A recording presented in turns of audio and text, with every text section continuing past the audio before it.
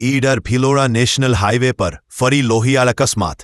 ઈડર ભિલોડાને જોડતા national highway number 167G ઉપર રેવાસ પાસે વધુ એક ગંભીર અકસ્માત સર્જાયો છે.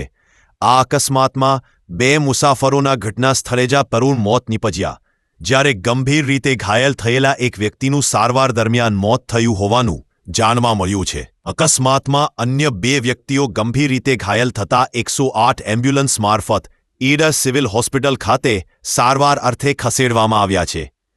ઈડર પોલીસ સહિતનો સ્ટાફ ઘટના સ્થળે પહોંચી તપાસ હાથ ધરી હતી.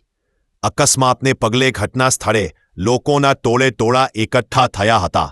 સ્થાનિકોના આક્ષેપ મુજબ આ માર્ગ પર છેલ્લા લાંબા સમયથી ખરાબ રોડ સ્થિતિ, અધૂરું રોડકામ, ખાડા માર્ગ ચિહ્નોનો અભાવ, યોગ્ય લાઇટિંગ ન હોઈ જવા જેવી ગંભીર ખામીઓ છે, જેના કારણે વારંવાર અકસ્માતો થઈ રહ્યા છે. સ્થાનિકો સીધો આરોપ લગાવી રહ્યા છે કે નેશનલ હાઈવે ઓથોરિટી, સંબંધિત રોડ કોન્ટ્રાક્ટર અને જવાબદાર અધિકારીઓની બેદરકારી તથા ભ્રષ્ટાચારના કારણે આજે 3 નિર્દોષ જીવ ગુમાવ્યા. ઈડર અને ભિલોડાને જોડતા નેશનલ હાઈવે નંબર 168G ઉપર રેવાસ નજીક વધુ એક ગંભીર અકસ્માત સર્જાયો છે. હવે મોટો પ્રશ્ન ઊભો થાય છે કે વારંવાર થતા અકસ્માતો છતાં કેટલા લોકોના જીવ જાય ત્યારબાદ જવાબદાર તંત્ર જાગશે?